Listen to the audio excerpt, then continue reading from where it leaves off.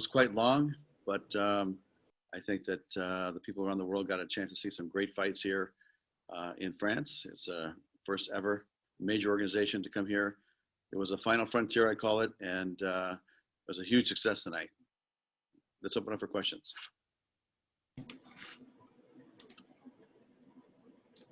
First up, we have Donna. Donna, your line is now live. Hey, Scott, can you hear me okay? Yes, I can hear you. Perfect. Obviously, this was a great show. You got a lot of good stuff to talk about. I do want to go to the one negative maybe, which is that people found the way the broadcast worked a little bit confusing. Did it hurt losing those two fights today from the prelims that would have kept things rolling a bit more? Yeah, absolutely. You know, this is a tough one because really we felt that we had booked enough fights to where we had the CBS portion at 5:30 here local time, and we're going to be able to continue on through the night. But when we lost those fights due to the COVID test, then we became short. So listen, I apologize to the reporters earlier. It was an unfortunate situation. It's never happened before in my career, but it's something that with COVID hitting the way it has and really the safety of the fighter and all the staff and all the cornermen and everything, production people, because we're all living in this bubble, I think it's really, the most important. So we lost a couple of fights. There was some dead time in the arena, and then, there was some dead time on air. But at the end of the day, it was still a success in my mind. We had some great fights. And honestly, I really love the fact that, we found some local kids here that we feel that we could develop. And I think there's some good talent here. I've known that France has been a hotbed for martial arts, combat sports for such a long time. And now I think we'll contribute, and other organizations will contribute as well to helping France become a great MMA country. I have two more, but I'll ask them both at once so that we can get through this a little quicker for the other reporters. The first one is, you mentioned the guys you found. Yves Landau, what an incredible way to announce himself on the world stage.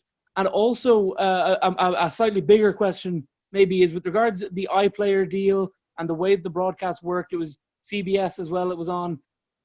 What constitutes a success during these times, considering there's not really much of a live gate? There's different factors involved. What constitutes a success for a show for you guys now? Well, I mean, let's talk about the victories. I mean, obviously, to be the first major organization in France, to promote here and bring MMA to this country really is quite an honor. And, there's other organizations that wanted to be here, but, for them to work with us first, I think that says a big statement in itself. And as far as the BBC player, that's something I think that David Green has been working on for the last 4 or 5 months. And, that is another milestone for Bellator or for MMA in general, because think about this. Before tonight, BBC has never played MMA before and never had it on. And now it's not just embraced it, it's airing it. And I saw a tremendous amount of news pieces surrounding it on the BBC that really showed great support for our sport. And, that's a victory in itself, because you guys know how big the BBC is. It's the most powerful media entity in the UK. So it's by far, I think, number one. And so for them to embrace MMA for the first time, it reminds me of the time when CBS first started airing MMA in the United States back in 2009. So it's another milestone for the sport. I think we're making history in France. We're making history in the UK. And it just feels really good to have those victories under our belt tonight. Our next question comes from the line of Santiago Santash. Go ahead, Santiago. Greetings from Amsterdam. Scott, firstly, congratulations on being the first in France and also on landing the big BBC deal. I have a couple of questions about your Dutch fighters. Denise Kielholtz won her fight against Kate Jackson on the first big CBS show. She won by devastating KO and is 4-0 in her last 4, with all 4 being finishes. Is she next in line for flyweight champion Ilima-Lei Macfarlane? I'm not saying she's next, but she's definitely in that lineup. And, she's somebody that comes traditionally from a kickboxing background, as you know. And for her to make that crossover, it's impressive. And the way she finished Kate Jackson, that's no easy task. I mean, Kate and McFarland, I think they went the distance back in Hawaii last year. So to me, she can hang with the best, and she knocked her out, and it just seemed like an easy fight for her. So that puts her right in the top of the mix. We do have some other, ladies in mind for the next title shot, but don't be surprised if you see Denise in our 125-pound female tournament that we promote at some point, maybe next year. You had 3 Dutch fighters who couldn't compete in the last couple of days. How are they doing? Do you think they can still compete later this year? Yeah, you know what? I don't know the exact situation on all of them because I haven't talked to them. But I could probably get you that information and get it to our PR team and get back to you on that one. All right, we'll go to Luis Morales. Hi, you achieved to get a major event in France. With these expansions, do you have Latin America or Mexico in specific for the future? Definitely. And, we had plans to go to Brazil, but COVID hit and it just kind of stopped everything. But once we start actually going to cities and countries again and doing full events, we will expand to more cities in Asia. As you know, we did a fight on the 30th last year in Tokyo. It was a big success, had 24,000 people there. It was just a great event, and we're definitely going to go back there maybe next year. I don't know about this year, but next year for sure. Korea, China, those are all markets we want to go to, and also Latin America. I think that Mexico, Brazil, Argentina, those are all great markets that we want to go into, and that we do very well ratings. We do very well in our ratings over there. So to me, it's just a matter of time, because really, I think that one of the good things about our organization is we go to the UK, we actually just don't do one fight there or do one fight in Europe. We actually go into the country and we develop a European series. I would like to develop an Asian series after that, and at the same time maybe do a Latin American series. So we could have our fights going on in the US and have all these sub-series going at the same time, and basically send all these fighters back and forth to make it interesting. But why not eventually do 50 fights a year and have like your maybe at the end of the day you have your own little mini World Cup tournament. That's something that's very interesting to me. You have signed Gregorio Perez. He's a Mexican fighter. Do you have any other Mexicans in mind? I'll tell you, we've been working with several promoters that have ceased operations right now because of COVID. And I do know that we're signing active fighters in all the regions, but one of the largest regions is in Mexico. So we're going to continue signing Brazilian fighters, signing Hispanic fighters. Wherever the top talent is, that's where we're going to go, because we're looking for the next blue chip prospect. And to me, they're all over the world, including in Mexico.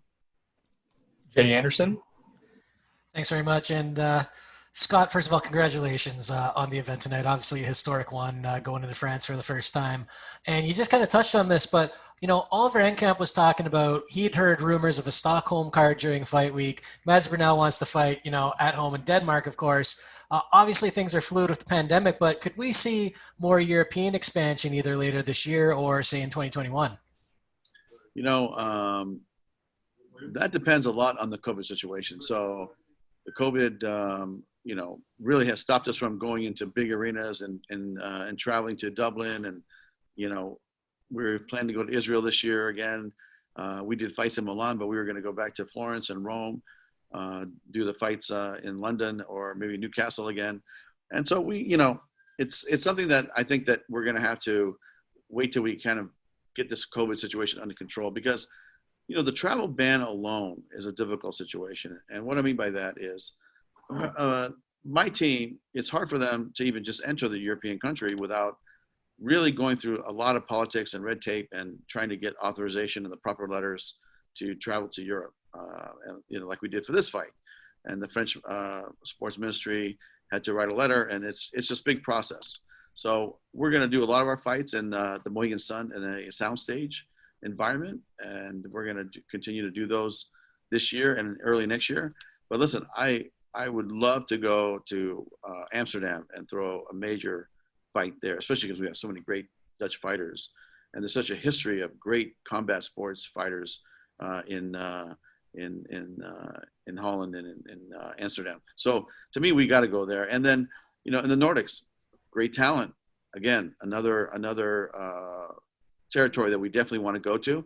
It's just a matter of when it becomes a little bit more easy to travel and when it becomes a little bit more easier to operate our business outside and actually do a touring model like we had done in the past. So it's just gonna be a matter of time because, listen, I think with COVID, eventually this too shall pass. And when it does, then we'll get back on the road and do it like we have been doing it before.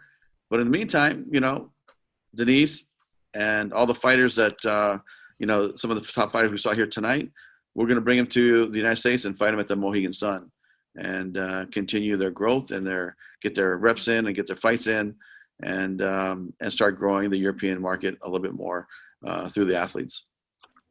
Kevin Varghese.